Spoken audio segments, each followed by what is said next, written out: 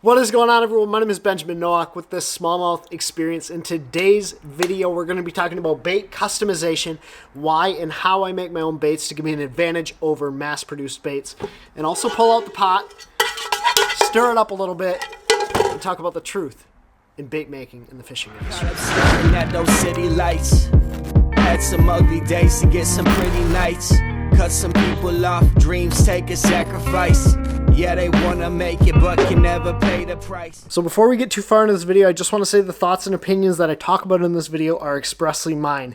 They do not necessarily represent the thoughts and opinions of my sponsors. No one has told me to say this or has told me not to say this. This is just what I think about the current state of the bass fishing industry. Although I really don't think I say anything too bad in this video or really say anything too controversial. I just don't want anyone to get upset with any of the companies I work with.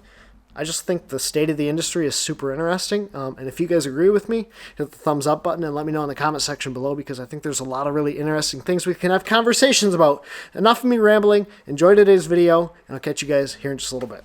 So what's funny is that this video was initially designed to be an unboxing video of some product that I got from Do It Molds, and as I watched that back, as I put it in my computer, I realized it was kind of boring, and unboxing videos to me don't really incite any emotion or enjoyment or excitement in the video itself. So I want to share with you guys a little bit of story, as well as give you guys some insight into the business side of bass fishing, which you guys enjoyed that video I put out a couple days ago. And one thing that has always intrigued me since I started in the, I guess, competitive bass fishing world was this concept of bait design. How does something go from an idea in your brain to a design on a sheet of paper to a physical product that you can take to the lake and go catch fish with? Now, moreover, I started sort of my bass fishing career as a tournament angler. I wanted to be pro. I wanted to, catch more fish than the guy next to me. So to do that, my thought process was I have to either do something differently or have a better product to go and catch more fish than the guy I was fishing against. Now, if you're from Michigan, one of the most popular, prominent baits in a lot of local tournaments is a jig.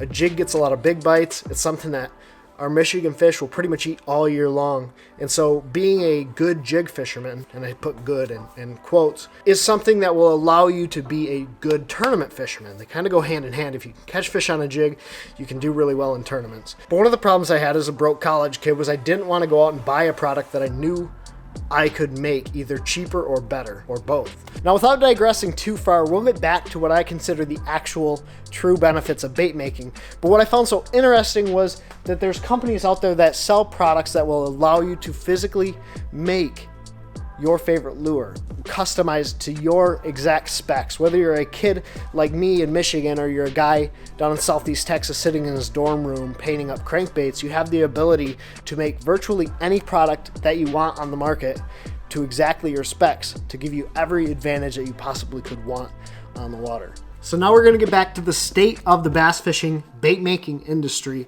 and kind of pull out the big pot and start stirring it around a little bit. But I want to say that there's not going to be a lot of name calling, name throwing. We're just going to be talking about the bait design process and how something goes from that idea, concept on paper, and ends up in your tackle box right here. Now, if you guys are here to hear me talk about the Googan Squad and 6th Sense video, not going to happen. There's a lot of videos. There's a lot of topics out there that we'll have people talking about that. That's not what this channel's about.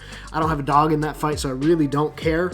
You guys can go do your own research and form your own opinions. But what we're going to talk about is something that I noticed on a Todd Castledine video. Now, Todd Castledine, for those of you guys that don't know, used to fish the FLW Tour. He used to compete professionally. He is an absolute hammer in the state of Texas, especially Lake Sam Rayburn. And this is where the video is going to start, because the video he posted was about a new bait he's been working on for the Strike King Lure Company, and it's a bait that has been getting a ton of attention lately, again from 6th Sense, and that bait is what was once called the Prototype L-Bill. This bait right here is now the Swank 77X from 6th Sense Crankbaits, and it's a bait that I have used since 2015.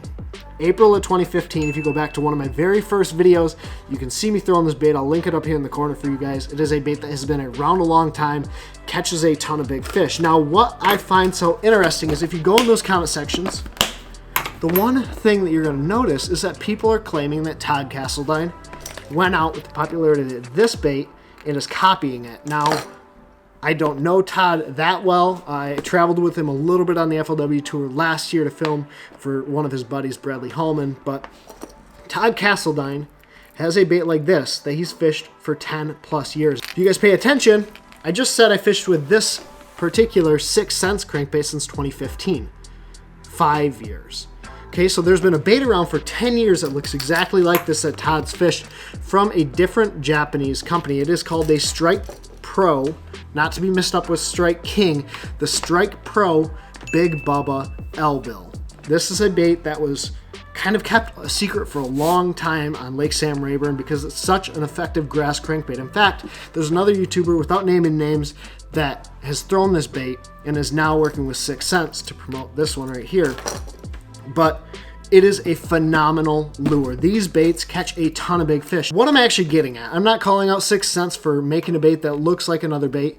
In fact, I'm commending them for making a bait with this quality that can go out and catch such big fish, because unfortunately that Strike Pro bait never really took off in the market. I think a lot of it was because of the secrecy. A lot of guys were catching absolute mega stringers on Lake Sam Rayburn with the Strike Pro Big Bubba L-Bill, and they just didn't want to talk about it very much. So 6 cents made this bait and tried to popularize it, and with guys like Ben Milliken and Darian Craig and Luke Duncan and some of the other pros that 6 cents has on their team, they're able to take a bait that looks like this, super unique, and sell the absolute crap out of it.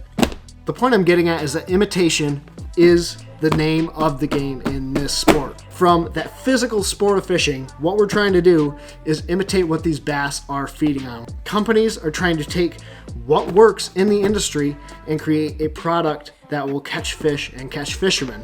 So I guess the point that I'm trying to get at is I give mad props to 6 cents for taking a bait that worked, imitating it, coming up with their own design, slightly different design, to make it go out and catch fish. They took a bait that worked, customized it to make it catch fish for them, and I'm giving Todd Castledine a lot of credit for working with Strike Pro to make this bait in the first place and then bring it back with the help of Strike King Lure Company. So one more time before I take you guys off the tripod, I want to touch on that point of imitation in the bait design industry. Unless you're a company that's done something revolutionary like Z-Man with the chatterbait or Duo Realis like they've done with the spy bait, which has totally created a new category of bass fishing, for the most part, the bass fishing design industry is based off this concept of imitation, taking a design that has been done in the past, taking components or bait styles that work, that catch fish, and modifying it to either be better or be different than other products on the market, so that way they can get more sales. One of the biggest things in the bass fishing industry when you're designing a bait is what works, how do I sell product, and this is basically the foundation of companies like Strike King and Berkley and some of the bigger names. They don't innovate. For the most part, all they're doing is taking designs that work, slapping a couple new components on them, and selling them to the market, because it takes much less effort to do that than to R&D something that is absolutely revolutionary. When you guys look at bait design, for the most part, you can go out, find other baits like that in the industry, whether you're looking for something just a little bit different, something that gives you competitive advantage, but bait design almost entirely is in the form of imitation of other baits that already exist. How does any of this relate to these do-it molds behind me?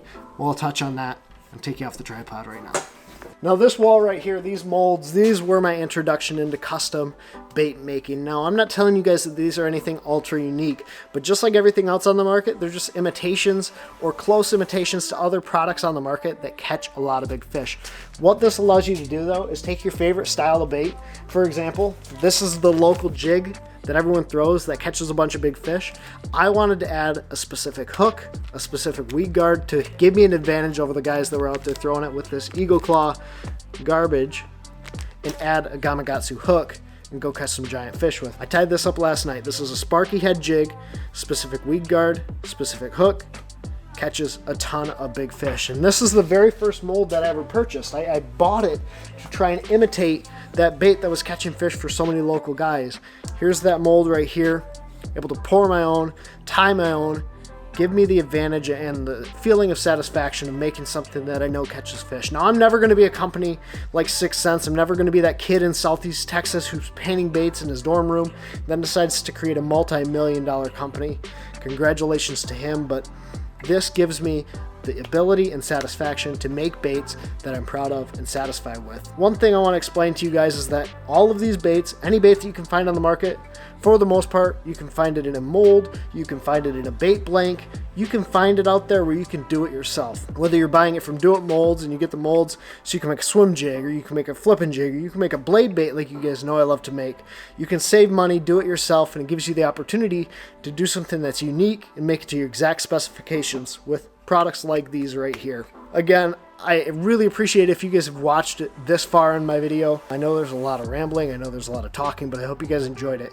If you did, please do me a huge favor, go give it a thumbs up, share the video with your friends. If you're interested, check out doitmolds.com. They have a bunch of awesome products that'll be linked down in the description below that will help you go out, make custom baits that you can be satisfied with, save some money, and catch giant fish on. Again, this is a smallmouth experience. If you're not already, hit the subscribe button down below. As always, take care, Tight Lions. God bless. Pursue your passion.